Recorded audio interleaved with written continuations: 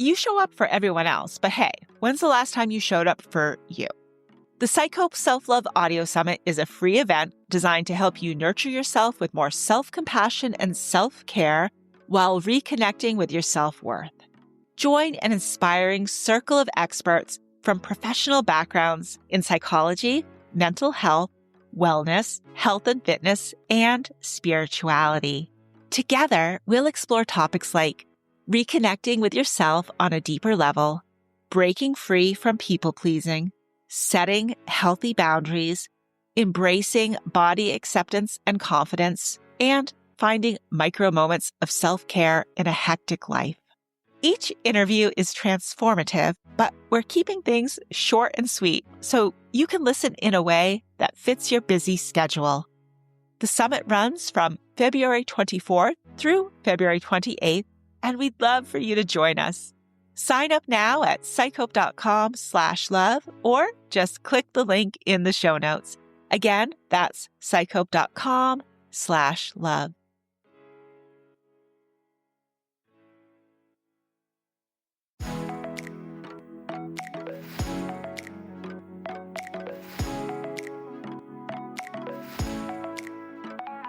Hello and welcome.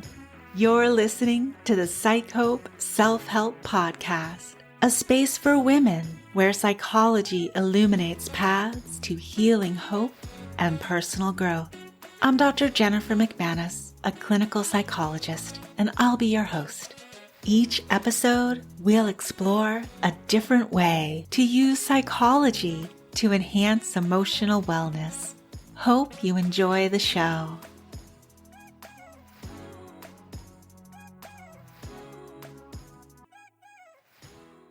Hey there, it's episode 48. If you've been tuning into the podcast lately, then you know we've been listening to your feedback and bringing you a series of dose-themed episodes. If you're just joining the dose series now, then it might be helpful to hear that in this case, DOSE stands for dopamine, oxytocin, serotonin, and endorphins, often called our happy hormones. I love doing these dose episodes for you because there's something so empowering about understanding our brain's natural chemistry and how we can work with it to support our emotional wellness. Today, we're going to use that dose lens to explore a powerful practice for inner healing, and that's self-compassion. We've explored the psychology of compassion in previous episodes, including a brief introduction to the psychology of compassion, which was episode 21, the healing power of self-compassion, which was episode 22, and a compassionate approach to New Year's resolutions back when we rang in 2024, and that was episode 37. Today, we're weaving those insights into the dose chemicals, dopamine, oxytocin, serotonin, and endorphins, so you can understand the neurobiology behind self-compassion and how to activate these natural feel-good pathways in your own life. If today's exploration resonates with you, I'd love to invite you to go even deeper with self-compassion and related topics inside the PsycHope Self-Love Audio Summit. It's a gathering of inspiring experts sharing insights on how they conceptualize self-love.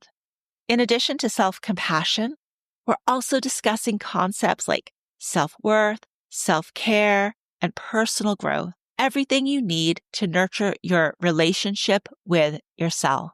My interviews with these compassionate speakers are going to drop in a private podcast on February 24th. Be sure to sign up at psychope.com/love so you'll be all set to listen. As always, you can just click the link in the show notes. All right, let's get into why self-compassion matters by taking a moment to check in with our hearts. Have you ever noticed how much easier it is to be kind and encouraging toward a loved one than it is toward yourself? Maybe a friend tells you they're feeling like a failure, and your instinct is to remind them of just how wonderful they are.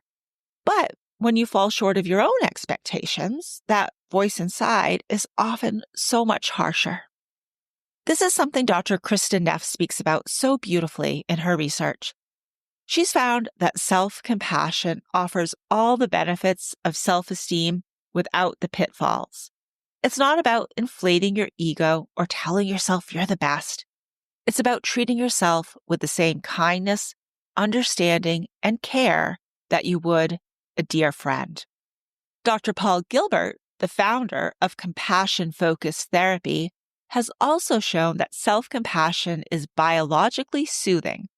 It moves us out of the threat response when we feel like we have to fight, flee, or freeze, and into the soothing system where we can rest, regulate, and heal.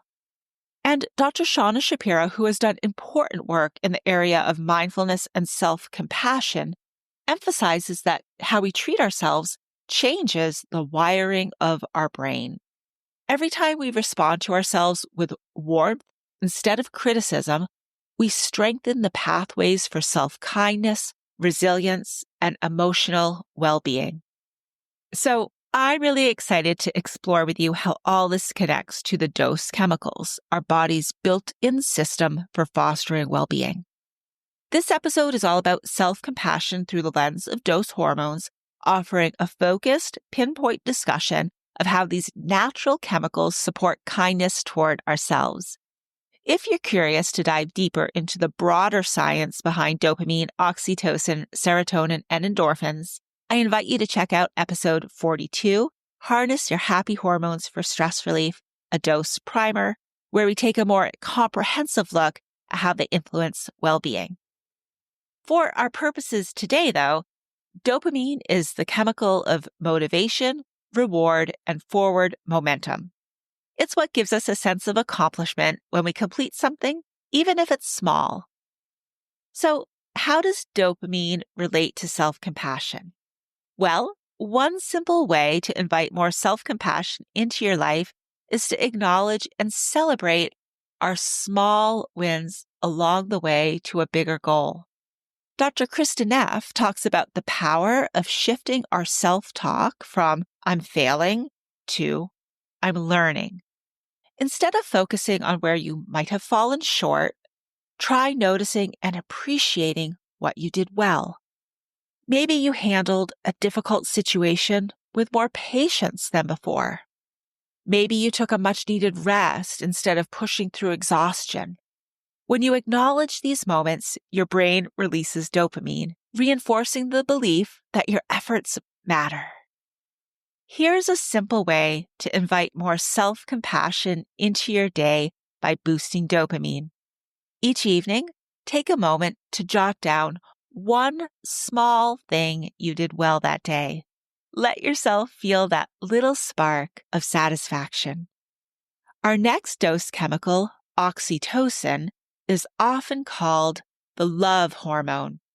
That's because it's released during moments of warmth, connection, and trust. While we usually think of oxytocin as something we get from other people, the science shows that we can actually generate it internally, even through self-compassion. Dr. Kristin Neff, Dr. Shauna Shapiro, and other self-compassion researchers emphasize the power of soothing self-touch as a way to generate oxytocin and a sense of safety. Placing your hand over your heart or wrapping yourself in your own arms for a gentle self-hug are both ways to activate the mammalian caregiving system. This signals to your nervous system that you are safe, loved, and supported. Here's a gentle way to nurture self-compassion while increasing oxytocin. When you're feeling anxious or self-critical, pause and place your hand over your heart. Take a slow, deep breath and say something kind to yourself like, I'm here for you, or I'm doing the best I can. If it feels authentic to you, then weave in a term of endearment for yourself too, like darling or sweetheart. Next, we come to serotonin, the mood-stabilizing chemical. Serotonin is the chemical that helps us feel steady, content, and emotionally balanced. It's also deeply connected to self-worth and well-being.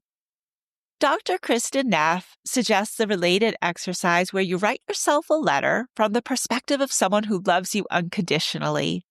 This could be your best friend, a wise mentor, or even your future self.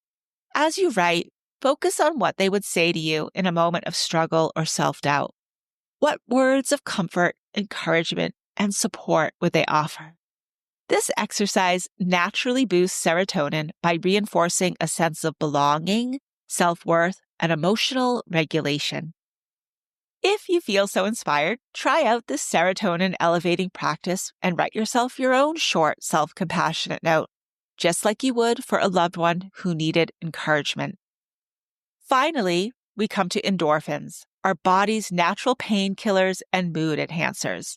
They help relieve stress, ease tension, and even create a warm, uplifting feeling of well-being. One helpful way to release endorphins while practicing self-compassion is to embrace laughter and lightness, especially when you catch yourself in self-judgment. Have you ever noticed how children giggle freely when they make mistakes? They don't dwell. They usually just laugh, move on, and keep playing. That same lightheartedness is something we can bring to our own self-talk. So here's a lighthearted way to invite more self-compassion and spark some endorphins. The next time you find yourself being self-critical, take a breath and soften the moment with humor. Maybe it's a playful, oops, there I go, being human again, or a gentle chuckle at your own perfectionism. Let laughter be a reminder that you're doing your best and your best is enough. This compassionate approach that can offer a gentle release of endorphins brings to mind one of my favorite quotes.